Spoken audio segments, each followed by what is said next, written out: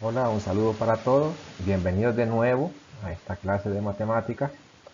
Y el contenido de esta semana se llama rectas y puntos notables que están contenidos o que podemos encontrar en un triángulo, y también lo vamos a complementar con el uso del teorema de Pitágoras. Así que iniciamos. Rectas y puntos notables de un triángulo. Lo vamos a ir enumerando de uno a uno y vamos a ir explicando a qué se refiere cada una. En la primera llamaremos base. Vamos a ver, ¿qué es la base? Es el lado sobre el cual nosotros suponemos que está apoyado el triángulo. Cualquier lado puede ser la base.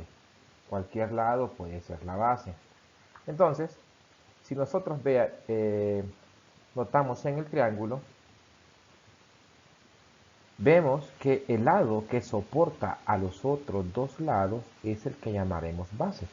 Cualquiera de esos lados puede ser la base, todo depende cómo esté o en la orientación que esté ubicado el triángulo. Entonces en este caso sería la base, es decir, el lado que está en contacto con la horizontal del suelo. Esa es la base. Otra propiedad o otra recta que podemos encontrar en un triángulo es altura. ¿Qué es la altura de un triángulo?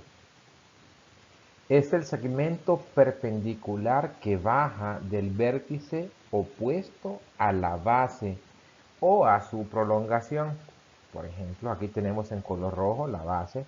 Vemos que en este triángulo la altura está contenida dentro del triángulo, y hay que recordar algo muy importante, que siempre la altura viene desde el punto más alto o del vértice que va opuesto a la base o a la prolongación de ella. Cuando decimos prolongación es que de repente la altura queda ubicada por fuera del triángulo, que ya la vamos a ver. También podemos recordar que la altura siempre es perpendicular a la base, o sea que en este punto donde la altura hace contacto con la base se forma un ángulo recto, o sea de 90 grados. Aquí tenemos otro triángulo, ¿ven? Es un triángulo totalmente distinto al anterior. Vemos que la altura o el vértice opuesto a la base genera una perpendicular hacia la prolongación de la base. En este caso la altura pues no queda especificada dentro del triángulo, sino que queda fuera del triángulo. Y aquí tenemos esta línea punteada, la llamaremos altura, que forma 90 grados con la prolongación de la base. Esto le llamamos altura. Ahora, hay un punto en donde se ubican todas las alturas de un triángulo. Recuerden que un triángulo, al tener tres vértices, es posible que, bueno, debe tener tres alturas. Entonces, el punto donde se cortan las tres alturas de un triángulo o sus prolongaciones se llama ortocentro. Este punto se encuentra en el interior del triángulo, en un vértice o el exterior del mismo. Todo depende del tipo de triángulo que sea, si el triángulo es acutángulo, si es obtusángulo o rectángulo.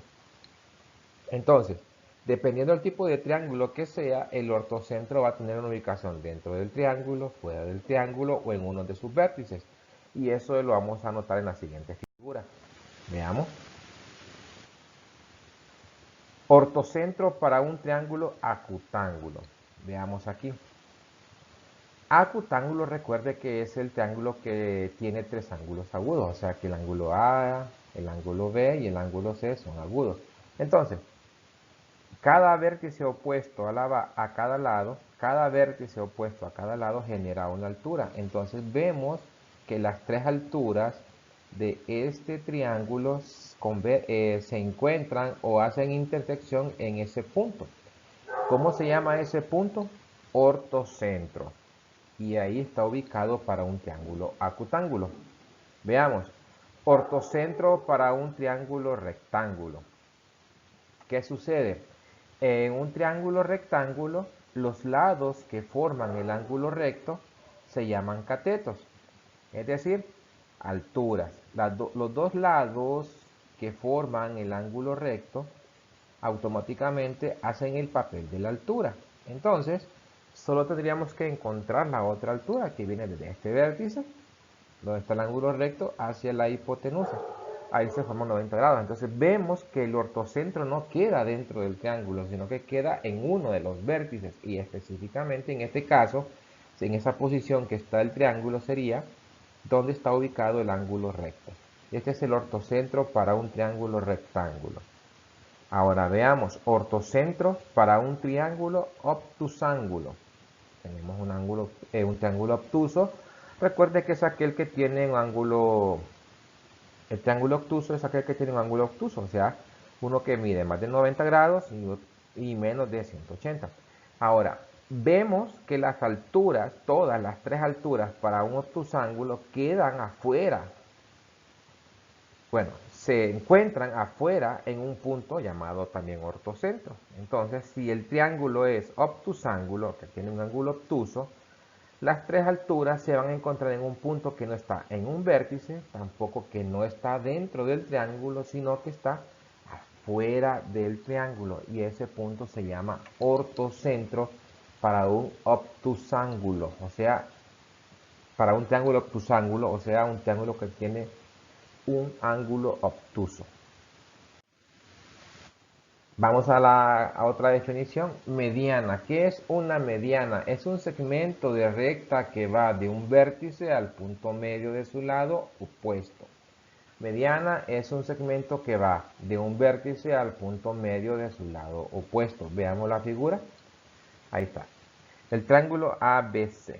Vamos a ver que el segmento que está en color rojo parte desde el vértice B hacia el segmento que es AC, o sea, el lado que va desde A hasta C. Las marcas negras indican que estos nuevos segmentos formados, miden lo mismo. Entonces, este segmento en color rojo se llama mediana, que va de un vértice al punto medio de su lado opuesto. Quiere decir que si va al punto medio, ese lado queda dividido exactamente en dos partes iguales y lo representan estas dos pequeñas líneas o plequitas en color negro. Le están diciendo que estos dos segmentos miden lo mismo, ya que la mediana va hacia el punto medio. Ahora, al igual que la altura, todas las medianas de un triángulo, que deben ser tres porque hay tres vértices y porque hay tres lados, entonces se encuentran en un solo punto que se llama baricentro.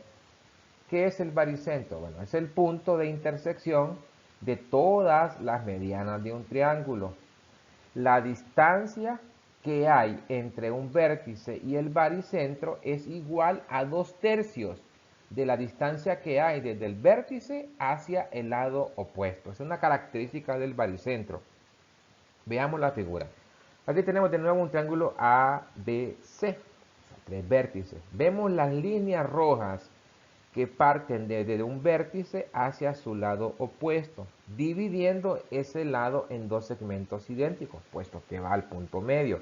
Entonces vemos que la mediana en este caso sería AF.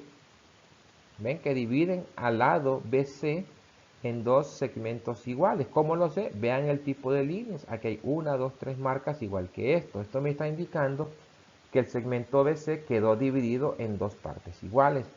Veamos la mediana que parte del vértice C. ¿Hacia dónde? Hacia el punto medio de A, B. Entonces, esta mediana sería CE. ¿Qué significa esto? Bueno, que CE está dividiendo al segmento o al lado AB en dos partes iguales. Vean las líneas. Le está diciendo que estos dos segmentos que estoy señalando ahorita tienen la misma medida. Y así también la mediana que nace desde el vértice B y que llega al punto medio del lado AC forma dos nuevos segmentos cuyas medidas son idénticas, o sea, que son iguales ya que llega a su punto medio. Y este punto en donde quedaron, en donde se intersecaron las tres medianas, se llama baricentro. Y esta parte es muy importante, miren la que dice aquí, que el baricentro es igual a 2/3 de la distancia de ese vértice al lado opuesto. ¿Qué quiere decir? Que B se encuentra a 2/3 del baricentro de la medida que hay desde B hasta G. Asimismo, que el vértice C se encuentra a 2/3 de la medida que hay desde C hasta E. Y asimismo que el vértice A se encuentra a 2/3 de la medida que hay desde A hasta F. Y lo vamos a representar de la siguiente manera. Veamos, CD, recuerde que D es el baricentro. CD es igual a 2/3 de CE. También podemos decir así que AD es igual a 2/3 de AF. ¿Listo? Eso es parte de la definición de baricentro, que es el punto donde se intersecan todas las medianas de un triángulo. Muy bien. Y continuando, ahora damos paso a la bisectriz. ¿Qué es una bisectriz? Es la semirrecta que divide en dos partes iguales a un ángulo. Veamos la figura para apoyarnos. Aquí tenemos el triángulo ABC. Vemos la línea o la semirrecta que parte desde el vértice A hacia el lado opuesto BC. Vemos desde el vértice A hacia el lado opuesto BC. Noten que la recta no va al punto medio, no necesariamente tiene que ir al punto medio de BC. Ahora, ¿qué característica especial tiene esta semirrecta? Esta semirrecta, que se llama bisectriz, tiene la característica que divide al ángulo en partes iguales, o sea, en dos ángulos idénticos. Tomemos el ejemplo. ¿Qué tal si A tiene un valor de 60 y nosotros trazamos la bisectriz desde A hasta el segmento o el lado BC? Entonces, esta bisectriz va a dividir el ángulo de 60 grados en dos ángulos idénticos, que llamaremos uno de 30 grados y otro de 30 grados. Es decir, divide el ángulo original a la mitad. Eso es bisectriz. ¿Cuántas bisectrices tiene un triángulo? Tiene 3, porque tiene 3 vértices. Entonces, la bisectriz que parte del vértice B hacia el segmento AC va a dividir el ángulo B en dos partes iguales, y lo mismo va a ocurrir con el ángulo C. Al igual que las alturas, al igual que las medianas, las bisectrices también se intersecan en un solo punto en un triángulo. ¿Cómo se llama ese punto? Se llama incentro. ¿Qué es el incentro? Es el punto donde se cortan las bisectrices del triángulo. Ahora, también en esta misma definición podemos decir que desde el incentro, que es el punto donde se cortan todas las bisectrices del triángulo, se puede trazar una circunferencia tangente a los tres lados del triángulo. Ahorita vamos a explicar eso. Bien, las líneas rojas, los segmentos rojos, son las bisectrices. Vemos que cada una de ellas está dividiendo al ángulo en partes iguales. Lo sabemos por el tipo de marcas que tiene cada uno de ellos. Este punto que estoy señalando en estos momentos es el incentro, en donde se intersecan las tres bisectrices del triángulo. Ahora, con un compás nosotros podemos trazar una circunferencia que sea tangente a los lados del triángulo. ¿Qué significa tangente? Bueno, tangente significa que solo toca un punto de ese lado de un triángulo. O sea, no toca dos puntos, sino que un solo punto en cada lado. Entonces, esa es la característica del incentro. Que el incentro, con un compás, nosotros podemos, si abrimos el compás desde el incentro hasta uno de sus lados, hasta el lado del triángulo, podemos trazar una circunferencia que va a ser tangente a los tres lados. Quiere decir que va a tocar a los tres lados del triángulo en un solo punto. Ese es el incentro, punto donde se cortan las tres bisectrices del triángulo, y desde el incentro se puede trazar una circunferencia que sea tangente a los tres lados del triángulo. Tenemos otra recta notable o segmento que se llama mediatriz. ¿Qué es la mediatriz? Mucho cuidado, porque la podemos confundir con el segmento de la mediana. La mediatriz es la recta o segmento de recta perpendicular que va al punto medio de cada lado de un triángulo. Veamos, aquí tenemos el triángulo. Estas líneas rojas son las mediatrices. Son las mediatrices. Notemos que no necesariamente nacen de un vértice como los otros segmentos anteriores, como la altura, como la mediana, como la bisectriz. Generalmente las mediatrices vienen desde fuera de un triángulo. Ahora, ¿qué característica tiene la mediatriz? La mediatriz tiene la característica que va al punto medio de cada lado del triángulo y además forma en ese punto medio un ángulo recto, o sea, 90 grados. Al igual que las alturas, estas forman 90 grados, pero la diferencia es que la mediatriz llega justamente al punto medio de cada lado del triángulo y además forma ángulos rectos. Vemos que cada lado tiene la misma cantidad de marcas. Esto indica que cada segmento en la que quedó dividido cada lado son idénticos. Y las mediatrices son perpendiculares a dicho lado, formando obviamente 90 grados. Cuando yo hablo de perpendiculares, estoy diciendo que están formando 90 grados ahí. Ahora, ¿qué característica tiene el punto, o cómo se llama el punto donde se cortan las tres mediatrices de un triángulo? La vamos a dejar ahí. Bueno, ese punto se llama circuncentro. ¿Qué es el circuncentro? Es el punto donde se intersecan las tres mediatrices de un triángulo, o se cortan pues las tres mediatrices de un triángulo. Además, equidista de cada vértice. ¿Qué quiere decir esto? Que las mediatrices están dividiendo cada lado en dos partes iguales. Muy bien. La distancia que hay entre el circuncentro y un vértice del triángulo es el radio de una circunferencia tangente a cada vértice.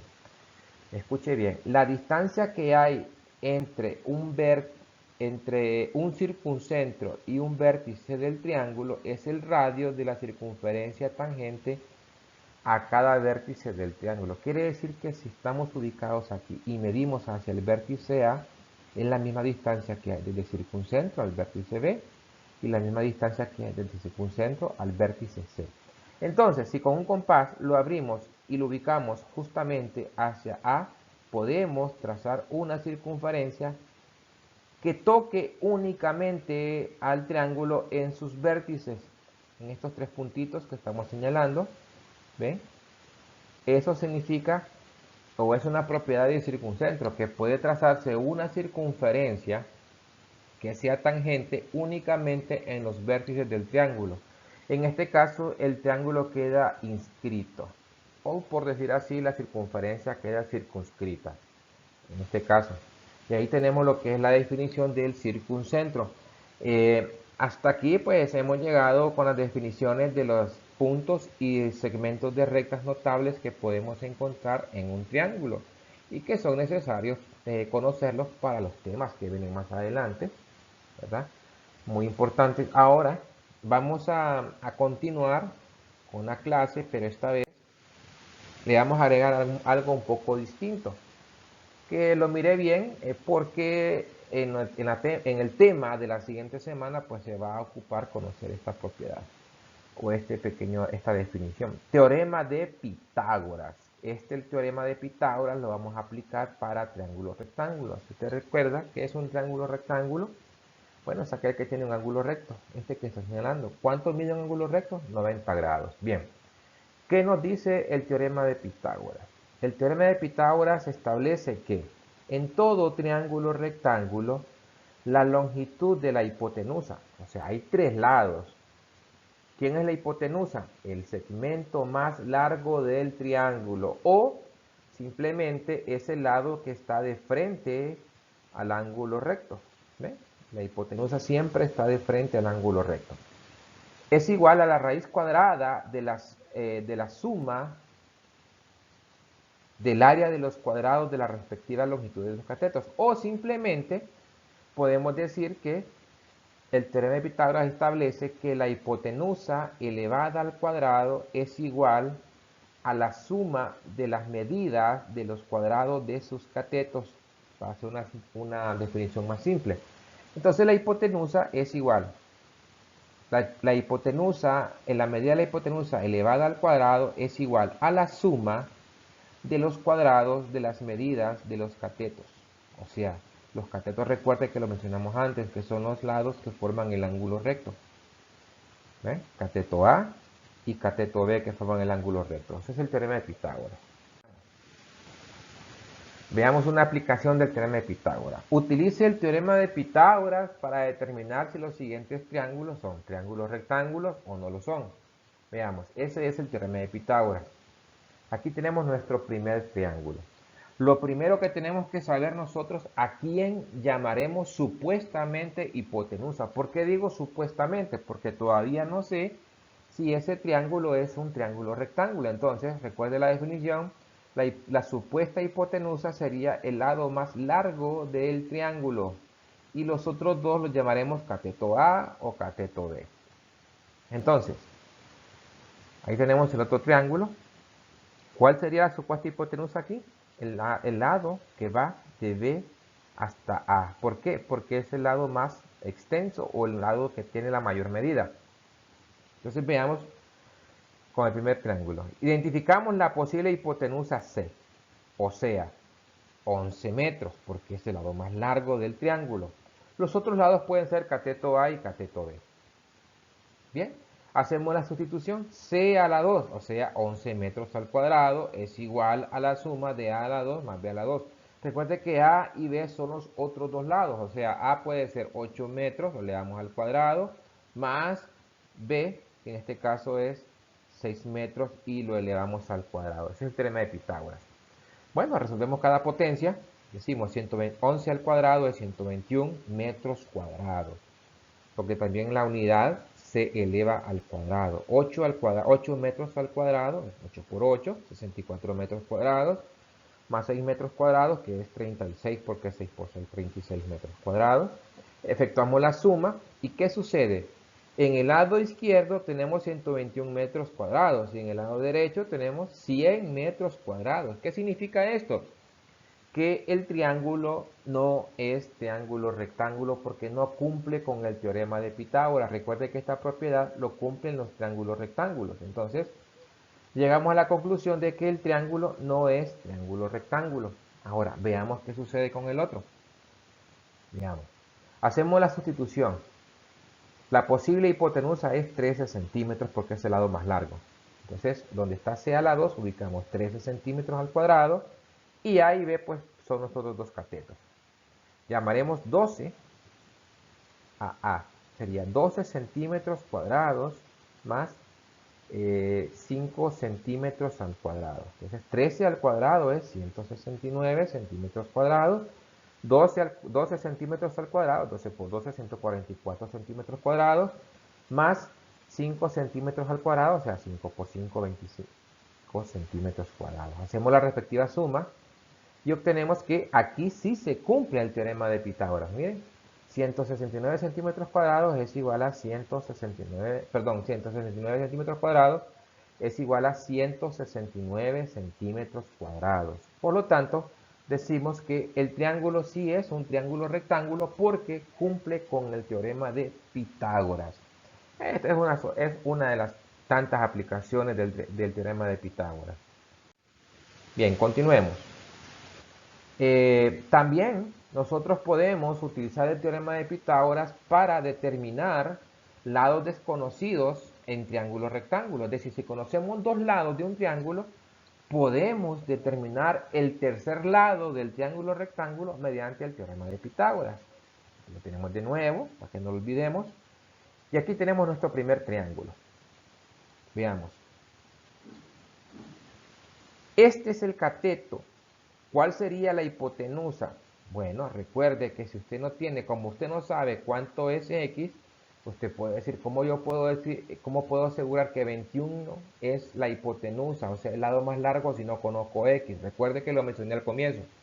Que la hipotenusa, además de ser el lado más extenso o más largo de un triángulo rectángulo, siempre está opuesto o de frente al ángulo recto. Por lo tanto, 21 aquí sí es la hipotenusa. Ya no digo supuesta porque ahora tengo un ángulo recto. Ya es un triángulo rectángulo. Entonces significa que 21 es la hipotenusa. Está de frente al ángulo recto. Bien, la hipotenusa es el lado más largo del triángulo, rectángulo, o el lado que está de frente u opuesto al ángulo recto. Es decir, la hipotenusa es C igual a 21. Entonces hacemos la sustitución y decimos 21 al cuadrado es igual a el cateto 15 al cuadrado más x o el cateto x al cuadrado. Resolvemos las potencias y tenemos 441, que es 21 al cuadrado, o sea 21 por 21, igual a 15 al cuadrado, que es 225, porque 15 por 15 es 225, más x a la 2. Despejando para x, pasamos a restar el 225. Efectuamos la resta y tenemos 216 es igual a x cuadrado. Pero bien, aquí me están preguntando cuánto es el valor de x, no x cuadrado. Entonces, para poder eliminar ese cuadrado, voy a extraer raíces cuadradas en ambos lados. Así, mire, usted va a decir raíz cuadrada de 216 es igual a la raíz cuadrada de x a la 2. Por lo tanto, aproximadamente 216 tiene una raíz cuadrada que es 14.7. Aproximadamente el cateto X tiene un valor de 14.7. Bien, ya la conocemos. Ahora vamos a resolver el segundo triángulo.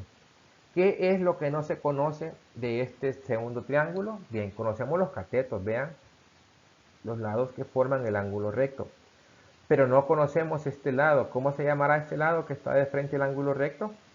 Se llama hipotenusa. Y es la hipotenusa. Entonces hacemos la sustitución. Hipotenusa al cuadrado, o sea, y a la 2 es igual a la suma de los cuadrados de ambos catetos. O sea, 6 centímetros cuadrados más 8 centímetros cuadrados. Resolvemos las potencias. Y a la 2 es igual a 36 centímetros cuadrados más 64 centímetros cuadrados, que viene de 8 por 8. Y este que es 6 al cuadrado es 36. Hacemos la suma y tenemos y a la 2 es igual a 100 centímetros cuadrados. Me están preguntando por y, no por y cuadrado, así es que vamos a extraer raíces cuadradas en ambos lados. Y a la 2, raíz cuadrada de y a la 2 es igual a raíz cuadrada de 100 centímetros cuadrados. Recuerden que la raíz cuadrada anula el exponente cuadrado, entonces nos queda y. Y la raíz cuadrada de 100 es 10. ¿Por qué? Porque 10 por 10 es 100. Entonces la raíz cuadrada de 100 es 10. Y centímetros al cuadrado queda anulado con la raíz cuadrada. Por lo tanto, y es igual a 10 centímetros. Y se cumple que sigue siendo mayor que los dos lados anteriores. Y ahí tenemos otra aplicación del teorema de Pitágoras. Bien, vamos a seguir ahondando más el teorema de Pitágoras en las siguientes clases. Por esta vez hemos concluido la clase de hoy y así que los esperamos siempre puntuales en la próxima semana. Ha sido un placer y hasta luego.